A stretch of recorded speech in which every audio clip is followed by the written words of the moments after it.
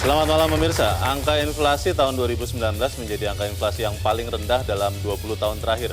Banyak yang mengatakan bahwa ini adalah hasil dari kerja pemerintah dalam menjaga stabilitas harga, namun di tengah-tengah perekonomian dunia yang sedang melesu, beberapa pihak juga mengkhawatirkan apakah betul angka inflasi yang rendah ini menjadi tanda bahwa ekonomi Indonesia sudah mulai melambat. Pada kuartal keempat 2019, konsumsi rumah tangga yang selalu menjadi penopang utama pertumbuhan ekonomi hanya mampu tumbuh di bawah 5%. Rendahnya angka inflasi ini menyisakan tanda tanya apakah benar kondisi ekonomi Indonesia saat ini masih baik-baik saja. Pemirsa, inilah Economic Challenges, inflasi rendah, ekonomi bermasalah bersama saya, Leonard Samosir.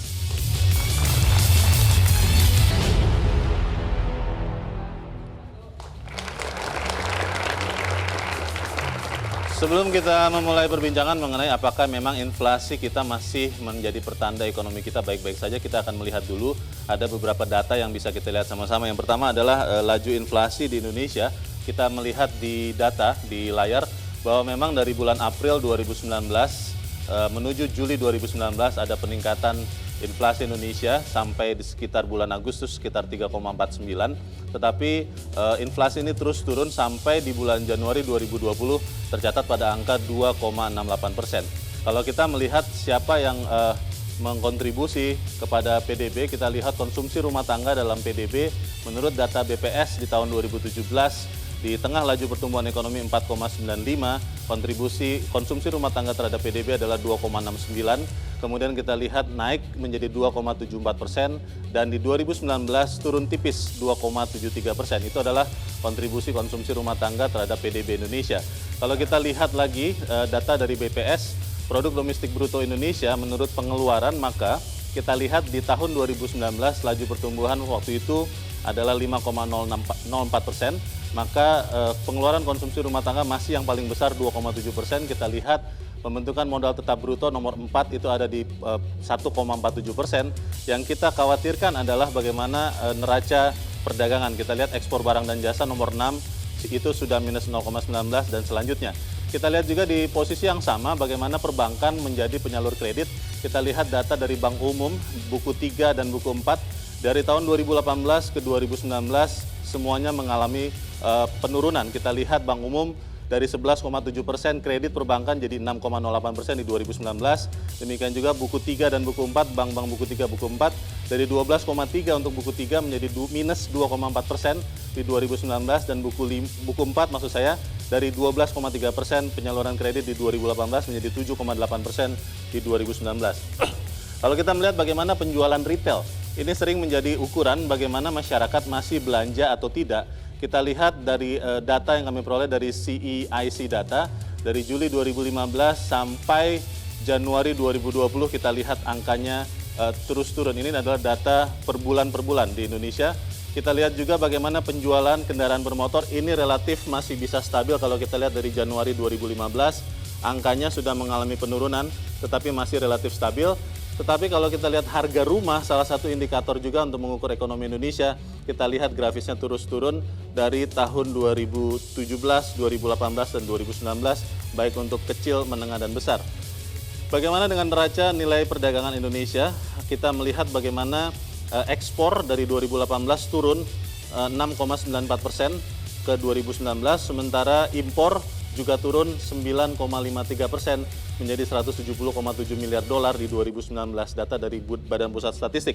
Kalau kita melihat data-data ini, pertanyaannya adalah apakah benar bahwa inflasi yang rendah menjadi satu pertanda bahwa ekonomi Indonesia masih baik, atau ini adalah warning bahwa kita harus mulai bergegas.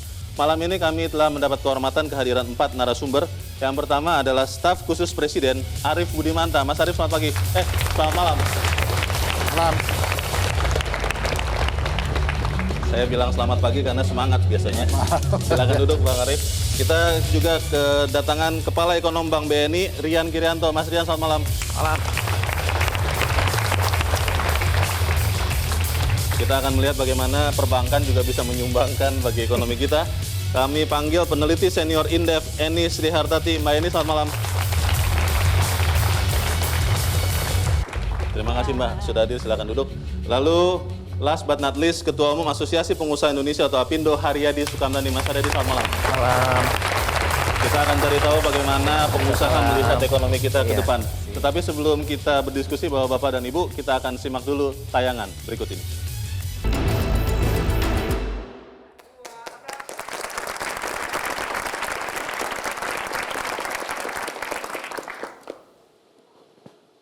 Saya akan langsung bertanya kepada Mas Haryadi Sukamdhani, karena pengusaha biasanya adalah selalu orang yang paling jujur.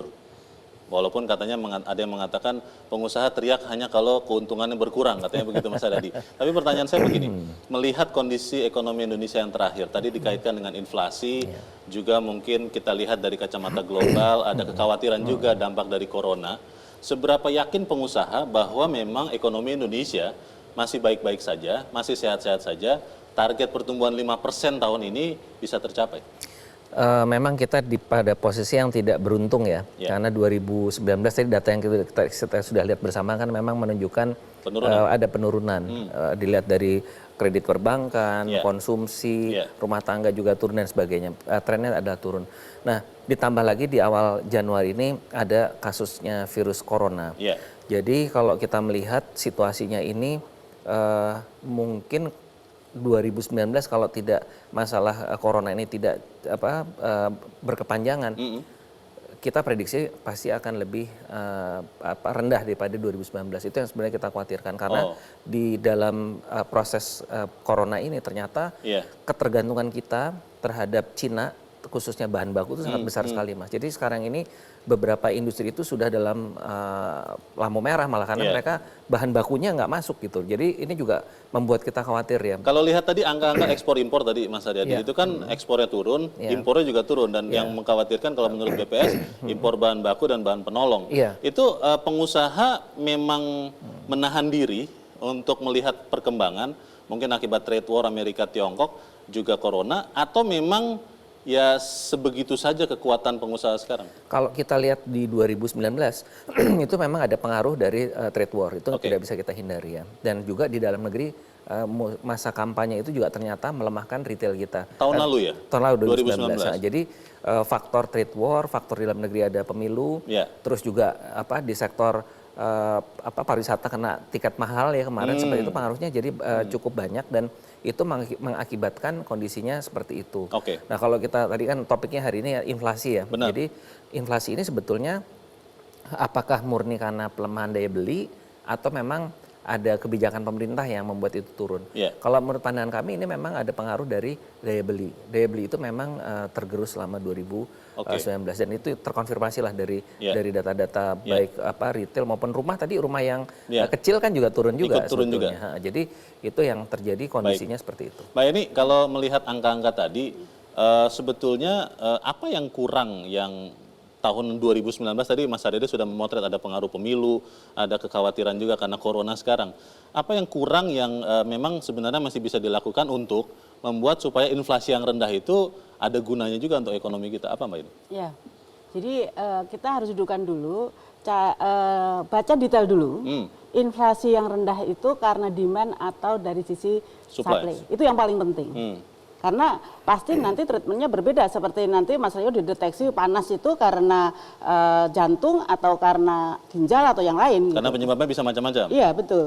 Nah sehingga kalau kita lihat data-data yang lain, di mana misalnya konsumsi rumah tangga, triwulan 4 kemarin sudah di bawah 5. Nah artinya memang daya beli masyarakat sudah dipastikan turun, tidak usah dielak-elakkan lagi, sudah pasti turun karena benchmark kita secara natural itu 5%.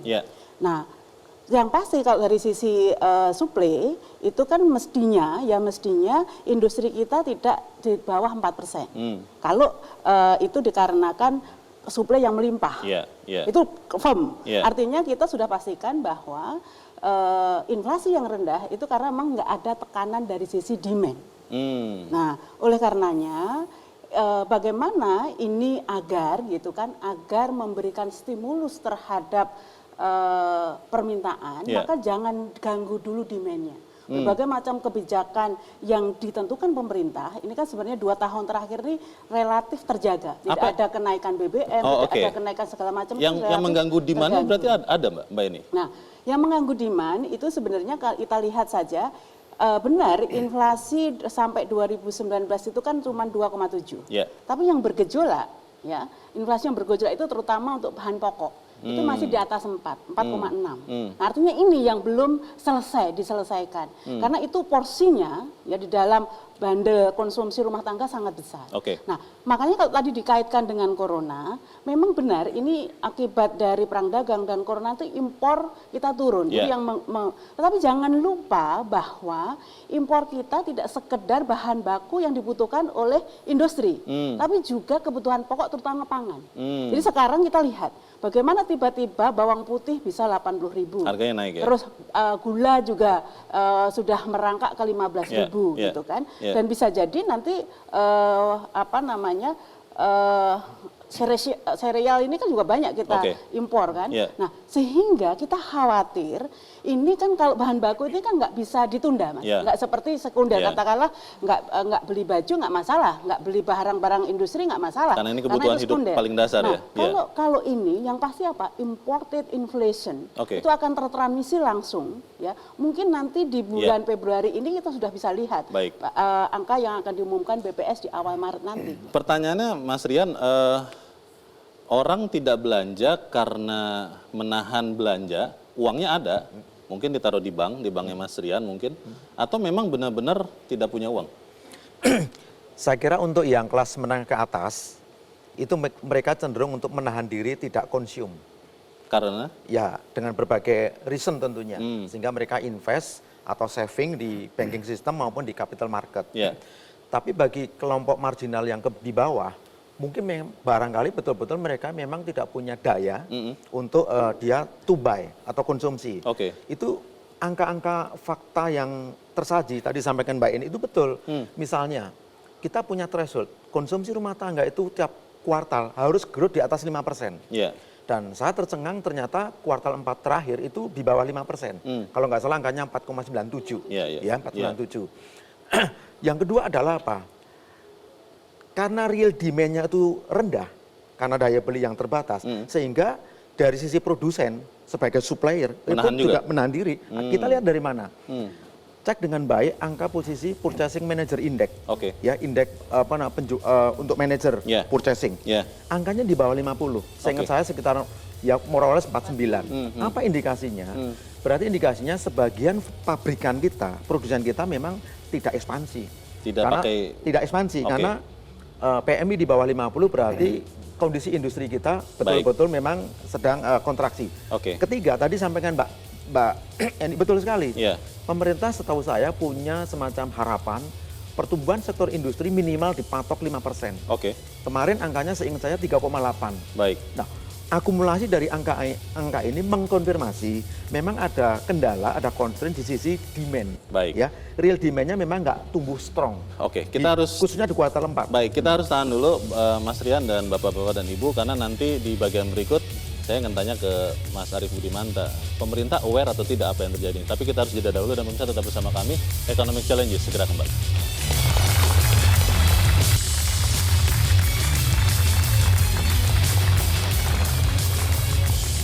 Terima kasih pemirsa, Anda masih bersama kami di Economic Challenges. Bang Arief Budimanta sebagai staf khusus Presiden bidang ekonomi, betul ya? Apakah pemerintah sadar betul dengan apa yang terjadi sekarang ini? Dan kemudian saya sih lihat ada beberapa berita bahwa katanya akan ada percepatan penggunaan dana desa kalau tidak salah atau yang lain-lain. Tapi itu kan butuh waktu. Bagaimana Bang Arief? Jadi kita kembali dulu ke duduk substansi ya tentang pembicaraan kita pada malam ini. Pertama soal inflasi ya. Benar. Di tahun 2014 itu inflasi itu masih 8%. Pertumbuhan ekonomi 5 kurang di tahun 2014 itu.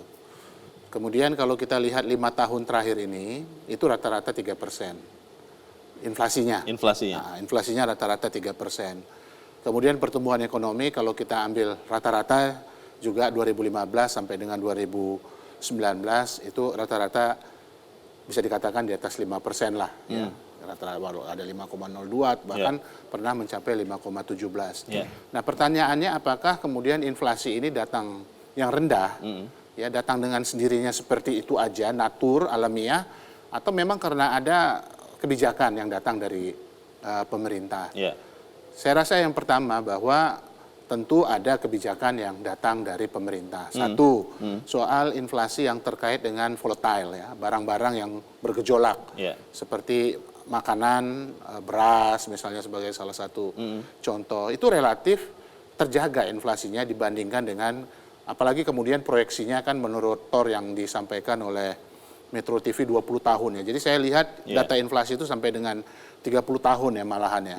Jadi relatif di 5 tahun terakhir ini, misalnya untuk yang volatile, memang beberapa titik ya memang yang volatile bisa lebih tinggi dibandingkan dengan inflasi umum. Jadi kan inflasi umum itu kan terdiri dari 3 ya. Inflasi yang volatile, kemudian yang administered, kemudian yang satu lagi adalah yang inflasi inti. Nah biasanya yang menjadi concern daripada pemerintah itu adalah yang 2 nih yang paling utama ya. Yang pertama administered. Misalnya contohnya apa? Contohnya adalah BBM. Yang terkait dengan BBM, harga listrik. Mungkin yang terkena impact juga dari yang inflasi yang dikendalikan oleh pemerintah itu harganya rokok misalnya. Nah kemudian yang kedua yang juga menjadi concern adalah yang bahan makanan. Karena kita tahu kalau dari sisi konsumsi misalnya bagi garis kemiskinan aja itu kontribusi bahan makanan itu kurang lebih sekitar 74%. Bagi masyarakat secara umum, Indonesia secara umum mungkin more or less kalau kita bulatkan katakanlah mungkin sekitar 50-an persen. Jadi sangat penting untuk menjaga inflasi bahan makanan dan itu dijaga oleh pemerintah. Kalau secara umum pemerintah melihat ekonomi Indonesia saat ini stagnan, lesu, atau memang harus begini karena kondisi ekonomi global sedang tidak menguntungkan? Yang pertama seperti yang kami katakan tadi, kita berangkat dari angka di bawah 5. Ya, di tahun 2014 itu kita di bawah 5. Nah, kemudian kita bergerak, kemudian kita bisa di atas 5. Dan itu tumbuh. Ya, tumbuh itu 5%. Nah 5% itu memang kalau dikatakan apakah kita cukup tumbuh 5%? Kita ingin tumbuhnya 7%. Ya tentu itu kita ingin tumbuhnya 7%. Tetapi dengan angka 5% yang ada sekarang ini tentu kita juga mensyukuri ya. Pertama, kenapa? Secara rata konsumsi misalnya dalam sisi rumah tangga masih relatif secara agregat tumbuhnya masih 5% rata-rata. Walaupun kemudian di kuartal 4 di 2019 ada penurunan. Tapi kalau kita lihat angka setahunnya itu kan masih di atas 5% tadi kalau disampaikan oleh Bung Leonard. Nah kemudian yang ketiga, inflasi yang terjaga ini kemudian implikasinya apa sih terhadap makroekonomi? Satu, dia juga dapat mendorong sektoril. Kenapa? Kan kita tahu 7 days repo turun. Ya, kita pernah yang namanya waktu itu belum 7 days repo masih BI rate bisa 7%, bahkan 8%-an. Nah kemudian secara perlahan-lahan turun sekarang menjadi 5%. Itu karena apa? Salah satunya juga karena inflasi.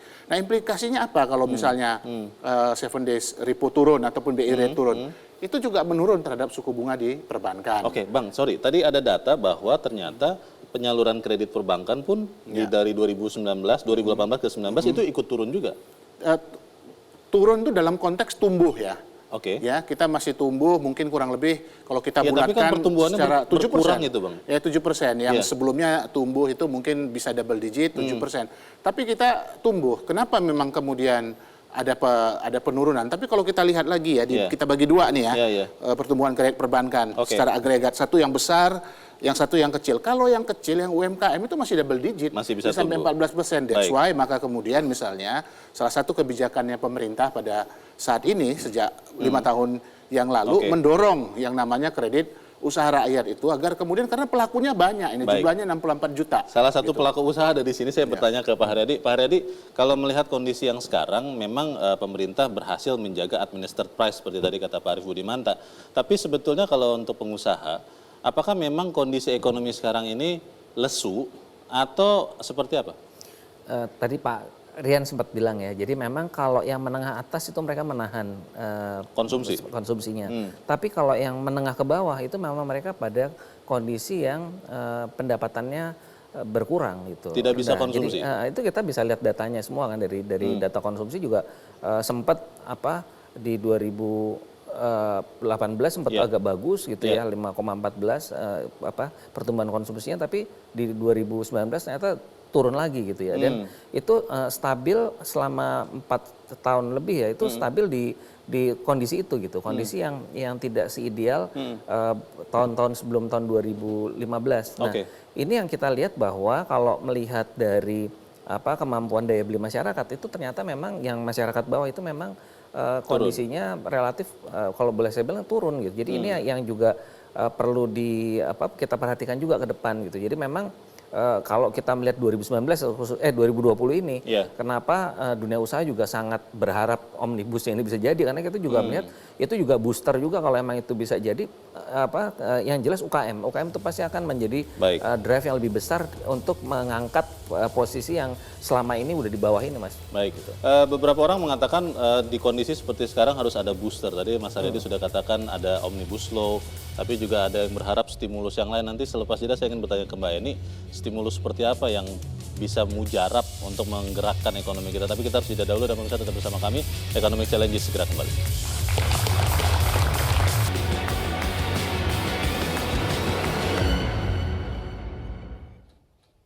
Saya tadi pagi telah bertemu dengan Menteri Keuangan, kemungkinan ini masih kita hitung bersama-sama sore hari ini untuk memberikan diskon atau insentif bagi Wisman yaitu 30% dari tarif real, tapi nanti kita putuskan, ini belum diputuskan. Mungkin kita beri waktu selama 3 bulan ke depan untuk destinasi-destinasi yang nanti juga akan.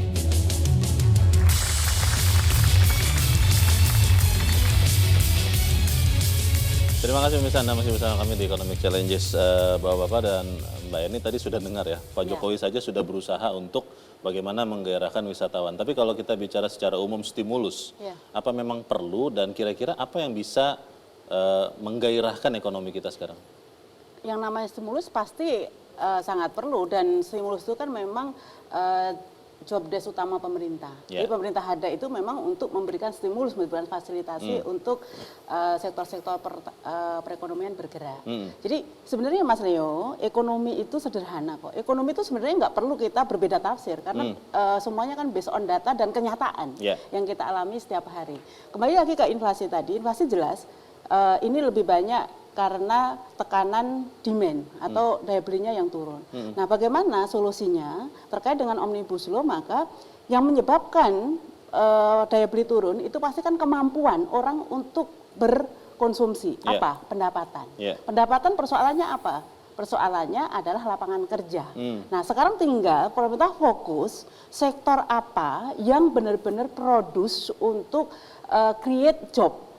Nah, jadi kalau kita lihat itu pasti yang mempunyai peran besar untuk menyediakan lapangan kerja itu sektor industri. Nah, artinya kalau Omnibus Law ini fokus saja tematik gitu kan, maka fokus untuk menyelesaikan persoalan-persoalan investasi di sektor manufaktur, terutama yang terkait apa sih persoalan orang yang mau mendirikan pabrik dengan pekerja dan sebagainya, maka sebenarnya ini bisa lebih disederhanakan, lebih fokus. Nah, apapun ya kalau kita mengerjakan yang hal-hal yang kita kerjakan itu fokus, itu jauh lebih optimal daripada semuanya kita urusi yang ada gedap ya. Tidak jelas ya. Tidak itu jelas. Tadi stimulus fiskal. Kalau stimulus moneter seperti apa? Apakah masih Bank Sentral harus turunkan lagi suku bunganya? Jadi begini, ini kan persoalannya, ini kan kita selalu berbicara instrumen moneter, ini kan 7 days repo. Padahal yang diharapkan oleh pengusaha itu pasti kan lending rate.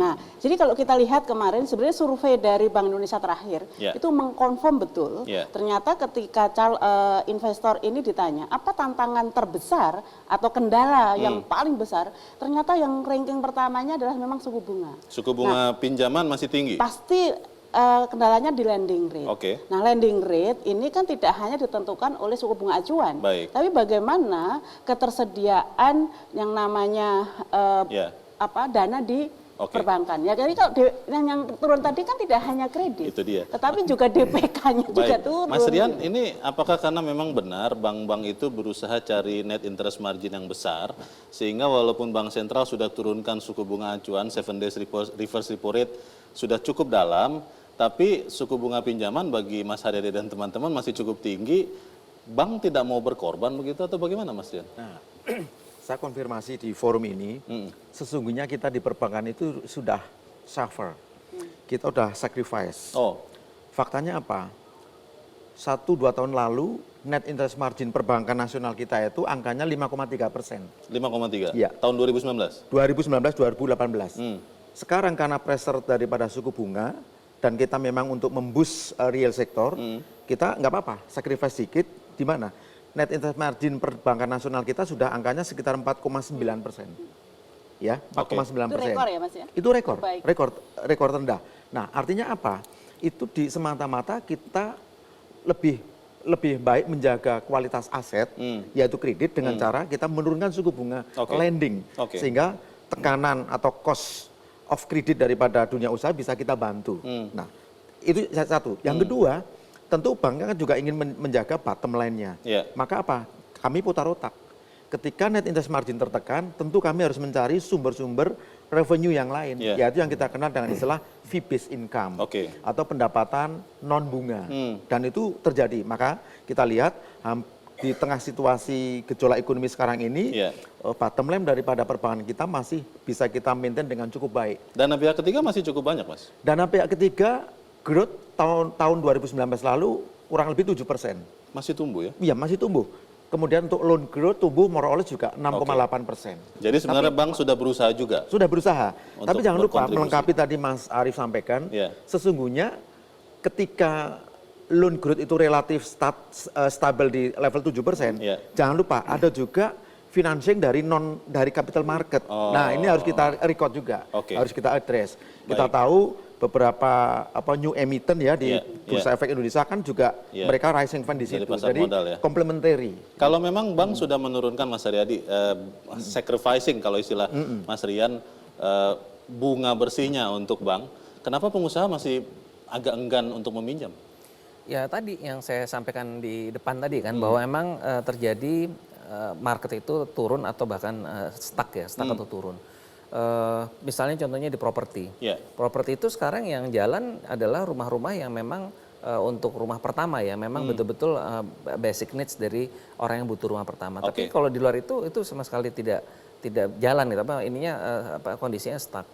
Lalu juga kalau kita melihat dari mobil walaupun istilahnya kan harusnya ada pertumbuhan, tahun lalu juga agak turun sedikit sebetulnya. Itu juga menunjukkan bahwa konsumsi juga memang. Apa yang paling menjadi penyebab utama kekhawatiran bagi pengusaha? Sebetulnya bukan kekhawatiran, tapi melihat dari market kan. Kalau marketnya tidak cukup untuk tumbuh, buat apa ekspansi kan gitu. Sebetulnya seperti itu. Dan contoh juga sekarang dalam kondisi yang 1 bulan lebih ini ya, hampir 2 bulan dengan virus corona, kita juga mengalami kendala yang sangat serius terhadap bahan baku. Nah sekarang kalau seperti itu kondisinya tuh mau bagaimana kan nggak mungkin melakukan ekspansi. Pemerintah sudah cukup tidak melakukan tindakan-tindakan untuk mengantisipasi bukan hanya corona ya, bagaimana dampak perang dagang yang masih terasa itu?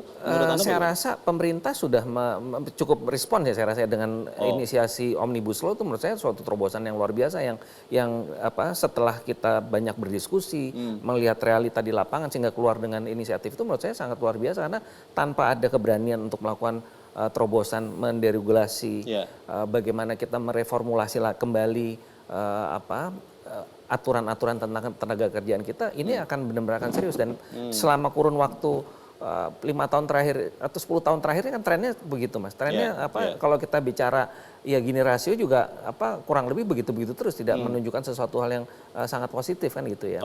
Kalau kita lihat dari subsidi yang ada juga besar juga kan, trennya juga naik juga gitu. Jadi menurut saya dari situ aja kita bisa lihat bahwa memang ekonomi kita ini memang harus ditata ulang, direformulasi lagi sehingga memang ke depan itu memang akan menjadi lebih baik gitu. Makanya sedikit karena gini, Jadi pengusaha di Indonesia ini kan 80% itu domestic market. Oke. Nah, jadi kalau demand dalam negerinya bermasalah, udah pasti semuanya jadi masalah. Dan sekarang sudah mulai bermasalah? Sudah, jadi dengan data-data yang ditunjukkan tadi, itu kan mengkonfirm itu. Baik, nanti kita akan coba cari solusi supaya kita bisa sumbangkan dan dibawa Mas Arief ke kantornya. Tapi kita harus jeda dahulu dan pemirsa tetap bersama kami. Economic Challenges segera kembali.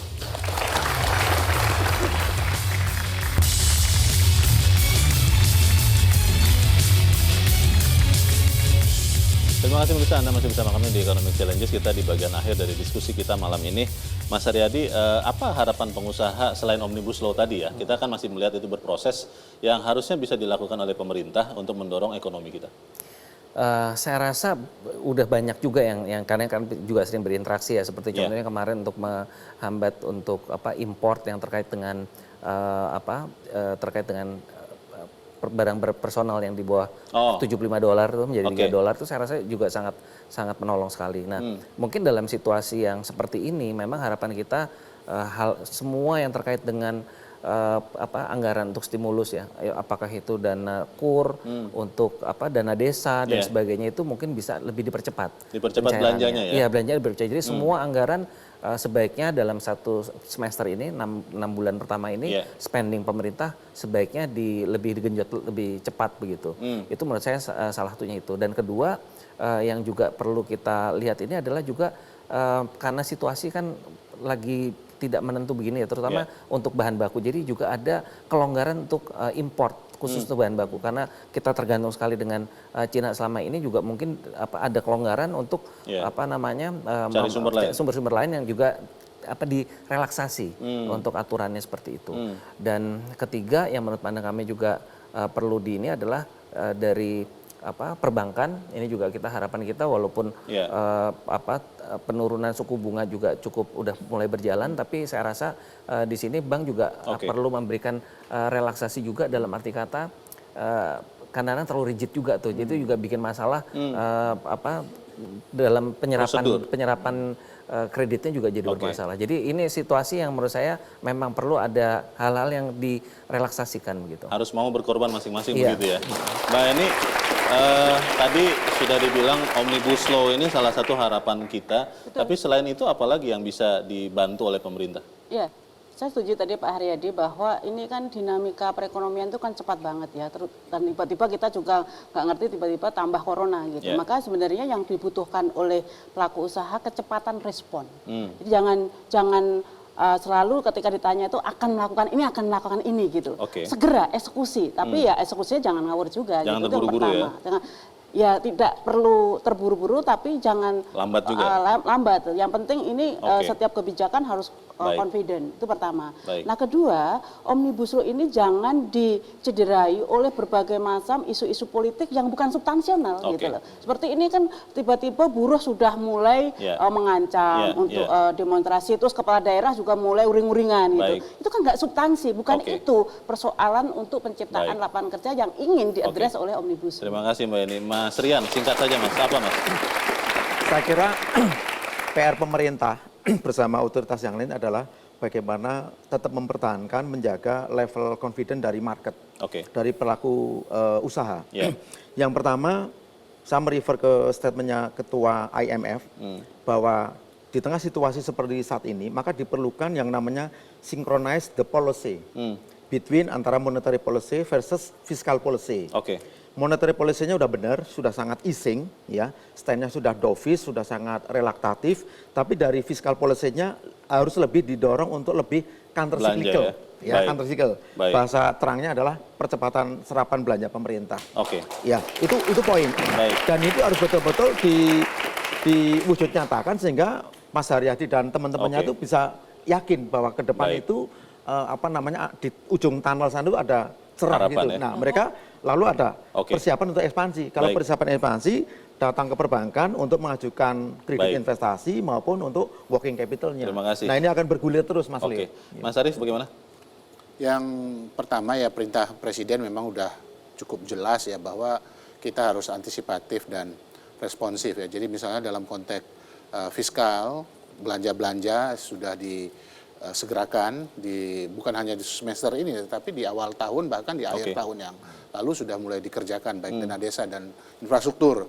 Kemudian yang kedua, penugasan terhadap badan usaha milik negara untuk proyek-proyek infrastruktur juga akan tetap jalan ya, dan itu automatically memberi pengaruh untuk menggerakkan perekonomian. Nah, kemudian yang ketiga dari sisi likuiditas kan sekarang juga ada KUR yang juga ditingkatkan plafonnya dari 170 menjadi 190, terus bunganya juga diturunkan dari 7 menjadi 6, kemudian ada yang keempat tentu juga yang dalam menghadapi virus corona terutama sektor pariwisata juga pemerintah mungkin dalam minggu ini atau minggu depan sudah mulai mengeluarkan stimulus ya agar kemudian sektor pariwisata kita yang sekarang terkena dari Wisman mungkin bisa diisi oleh wisatawan di dalam negeri. Dan itu juga udah ada perintah dari Bapak Presiden agar aktivitas pemerintahan diarahkan misalnya ke daerah-daerah wisata yang utama selama ini. Untuk mengkompensasi. Sayang sekali waktu kita sudah habis, tapi memang kita berharap bahwa inflasi rendah ini bukan berarti ekonomi kita bermasalah. Bang Arief, Mas Rian, Mbak Eni, dan Pak Haryadi, terima kasih sudah di sini. Dan pemirsa, demikianlah Economic Challenges untuk malam ini. Saya Leonard Samosir, terima kasih, sampai jumpa.